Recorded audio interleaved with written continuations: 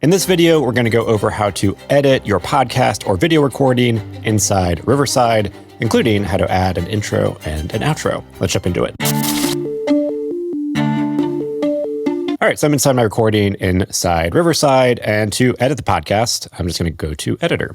And it's going to load the editor, and it also is going to show me a transcript of everything that was spoken, and it will also identify who spoke the speaker labels. So it has me and my guest, Jose, and it has transcribed everything that we spoke.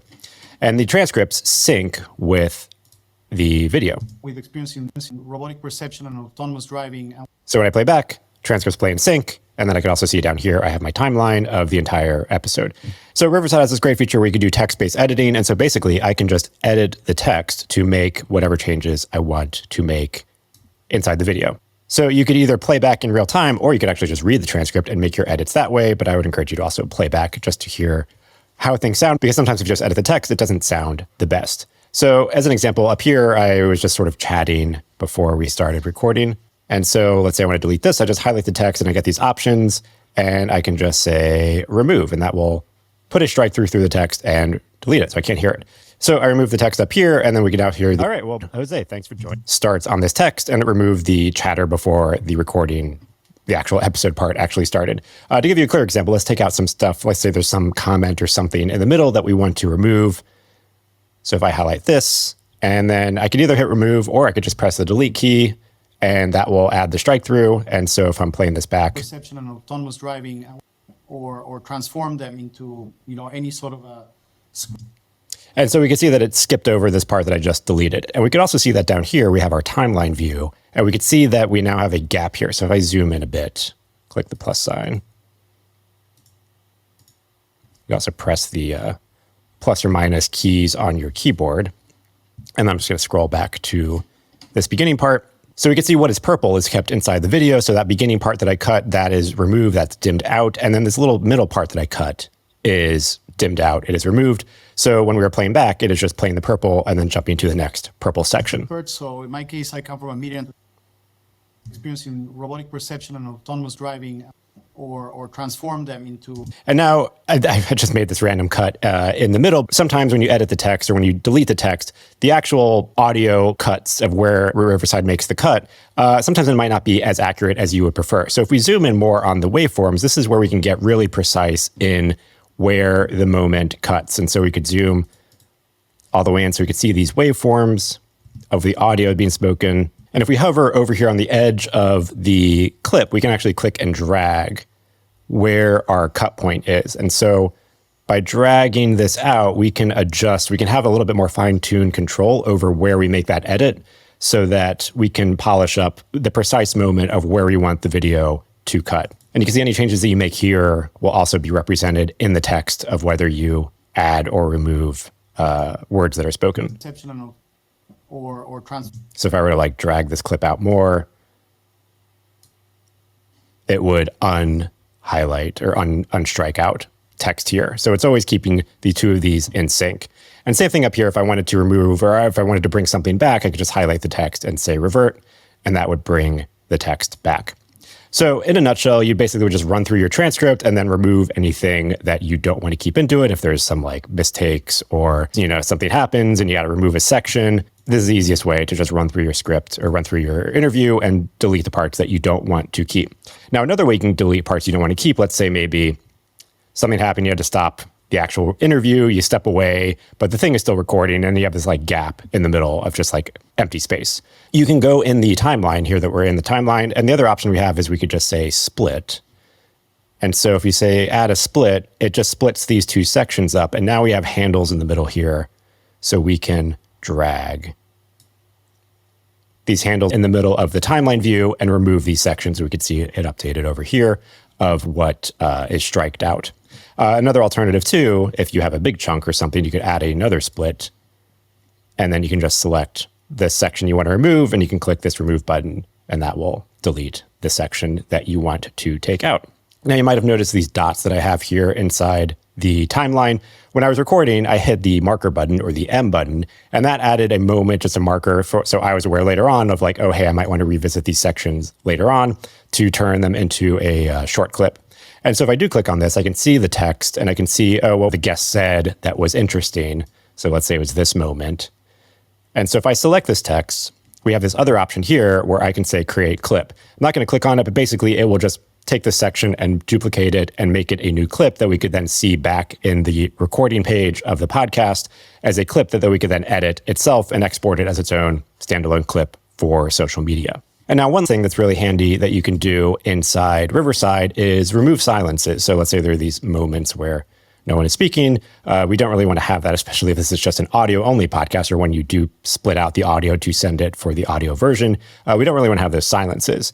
And so you could see that there's this icon here in the transcript, and that is basically live for different users to test. And one of the big parts, so we could not hear that there was a moment of silence when I had to cough, and it is highlighted here as this moment, as this icon. And so if I click on it, I can say remove all silences. And the other option is if I come up here to the magic tools, there's another option here where I don't have to go and look for these silences. I can just say, hey, remove all silences, and we'll say remove 4 seconds of silence.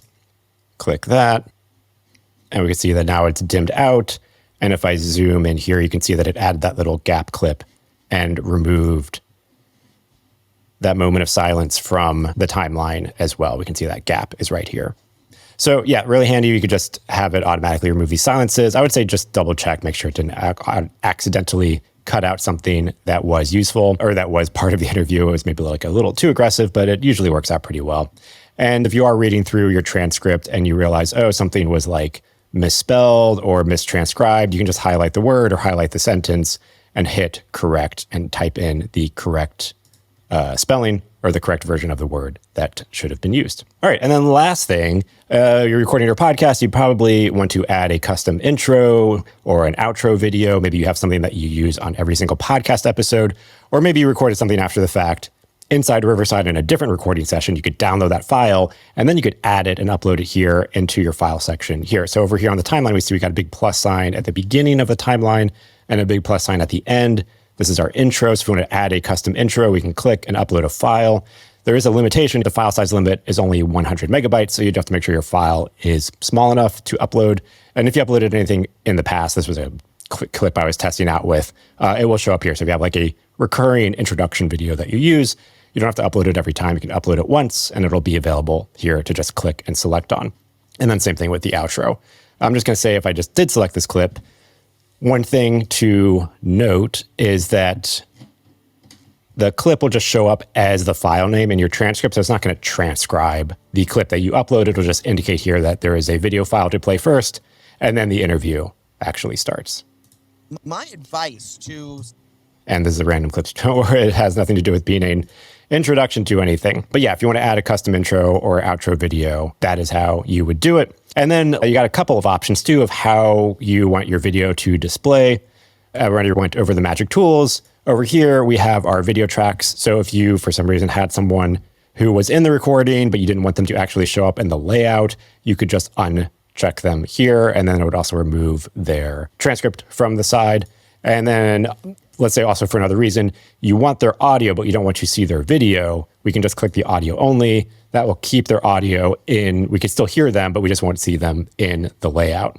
And then over here, we have the little options over how we want the thing laid out or how we want our layout to display. We can add a little gap so we can see a little spacing in here. And then we can have the option to keep aspect ratio and round the corners if we want. Now, there really isn't a lot of control over how this looks because if you weren't centered video and are off axis a little bit, it's not going to automatically shift the position, and you can't really shift the position. So it's just a couple of options. There isn't really a lot of great options of controlling the look of how this looks. If you are interested in that, I'll talk about at the end how you can do that. And then over here, we have some AI options. So this will automatically switch the camera based on who the active speaker is. You can sort of see it here, but it will actually perform better when you do the final export, and the audio shifting will be better. Also, that is a good time to note too, if you notice the video here looks kind of low res, this is a low res preview. So when you do finally hit the export, it will be much higher quality than what we see here in our preview screen.